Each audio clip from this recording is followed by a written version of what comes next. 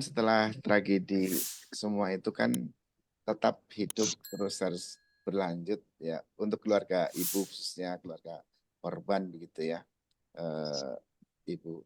Nah mungkin ibu bisa ceritakan bagaimana kehidupan keluarga ibu gitu Kami setelah ya betul setelah setelah itu. suami dan ayahanda Ya, sudah dulu tuh tiada begitu ya ya beberapa tahun berat kebersamaan mas, antara keluarga korban. berat. Ya, Ibu saya beratnya itu gini, waktu itu ya saya harus bagaimana, bapak, ibu saya suka marah, bapak meninggal ke anak wolu, kata ibu saya ya, aku harus ngurusin anak-anak ini, piye caranya, gitu ibu saya gitu. Saya suka nangis kalau lihat ibu saya gitu ya. Dia, ibu saya itu, tapi nggak mau, istri tentara tuh luar biasa loh mas.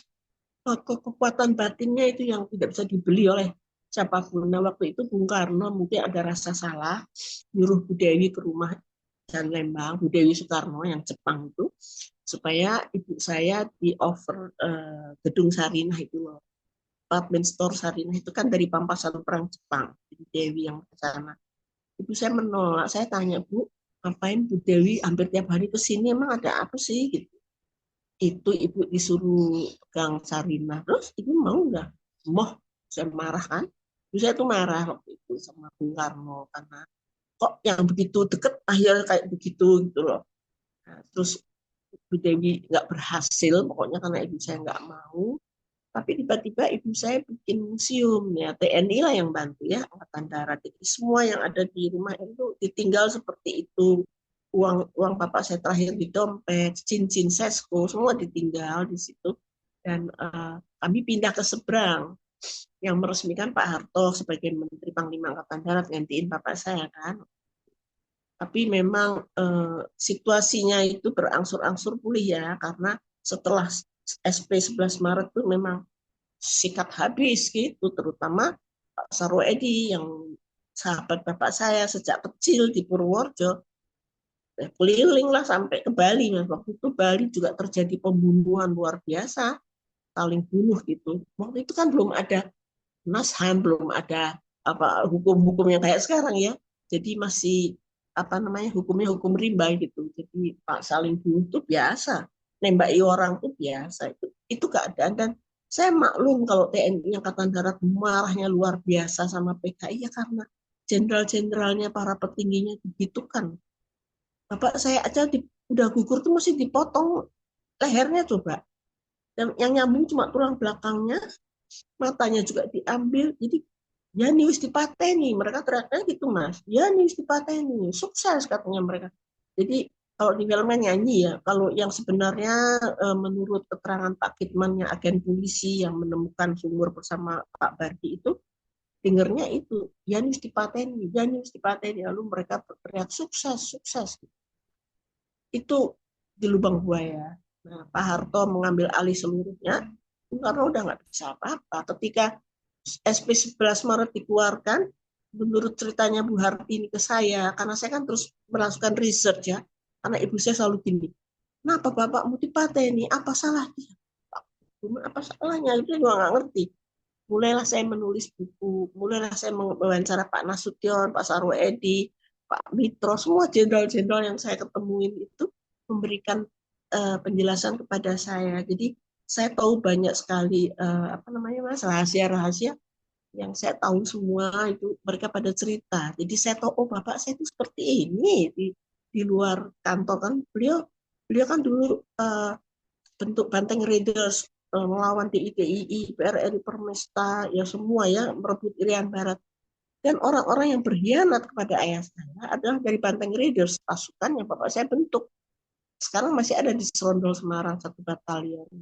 Dan itu untung dari situ. Ada 3 perwira dari situ yang ikut gerakan 30 September. Dari Cakrabirawa, pasukan pengawal presiden. Karena si Untung ini dianggap dia sangat jago perang, dia berani, berani mati, makanya diambil. Karena bisa jagain Pak Bung Besar. Bung Besar itu maksudnya pemimpin besar revolusi gitu loh. Itu yang terjadi sampai keadaan menjadi lebih aman gitu loh. Nah, Oh, Ibu, mungkin setelah kejadian itu ada nggak Bu perhatian pemerintah, ada nggak perbedaan perhatian antara dari Bung Karno ke Pak Harto kepada keluarga pahlawan revolusi ini, Bu? Yang saya tahu cuma kakak saya yang dua ke luar negeri itu ke Bonn University, mungkin dibantu Angkatan Darat. Kemudian saya sama adik-adik tetap di rumah. Ibu saya terima apa Pak pensiun Pak saya dan beras 20 kilo dari Kementerian Sosial. Yang saya tahu cuma itu. Mas saya bilang, Ibu, masa cuma segini? Ibu saya bilang, ini bapakmu masih memberi, kata ibu saya. Jadi harus mengucap syukur meskipun nggak punya apa-apa gitu loh. Tapi keadaan memang begitu waktu itu. Jadi tidak ada yang kita dimanjakan sama negara, terus dikasih macam-macam. Malah mobil-mobil semua ditarik, Pak. Jadi ajudan ditarik. Akhirnya hanya tinggal ibu dan kamu semua. Itu kata ibu kan gitu waktu Iya. memberikan penjelasan. Kamu harus bisa menerima kenyataan ini. Ya itu, ibu saya lalu selalu mendidik kami itu nggak ada lagi ya makanan seperti ini, nggak ada lagi ya roti, nggak ada lagi ini gitu ya. Dulu kan roti dari Hotel Indonesia apa yang bikin juga Dewi kan pampasan perang Jepang itu udah nggak ada minuman, ya udah nggak ada semua minumnya minum air aja sama teh itu Nah, Pak. lalu soal museum itu Bu, itu kan Ibu yang Bu Yani yang menginisiasi Bu ya. Iya Itu betul. latar belakangnya apa ya? Kok tiba-tiba Ibu Yani berpikir ini jadikan museum aja? Marah, ibu saya kan marah terus itu. Wis, Oh, bapakmu sudah diambil, sekarang kita serahkan semuanya aja ke negara gitu. Dan hmm, kabeh kayak ibu saya nggak mau lagi. Jadi cincin, uang, apapun yang uang yang ada di dompet malam itu semua diserahkan. Sak kursi, sak lampu, sak semuanya. Jadi ibu nggak, kita nggak bawa apa-apa. Yang ada di situ adalah miliknya bapak yang diserahkan ke negara, dalam hal ini ke Angkatan Darat. Karena itu rumah dinas ya. ya. Jadi bukan rumah kami.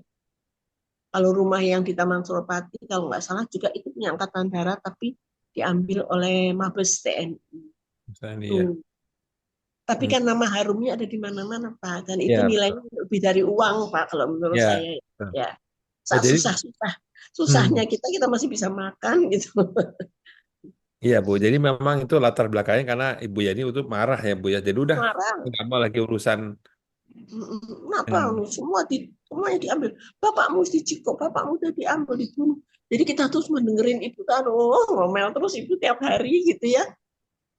marah kan itu. Kenapa itu yang membuat saya akhirnya mulai nulis buku gitu. Tapi saya didukung sama ibu waktu saya nulis gitu. Tapi ibu saya heran, kok kamu bisa ingat semuanya? Ya, anak satu yang nomor 3 ini bisa ingat di Tegal gimana, di Magelang bagaimana, padahal dia masih kecil juga, Pak. Tapi itu bisa saya tuliskan gitu loh. Jadi Jadilah ilmu buku profil seorang prajurit TNI.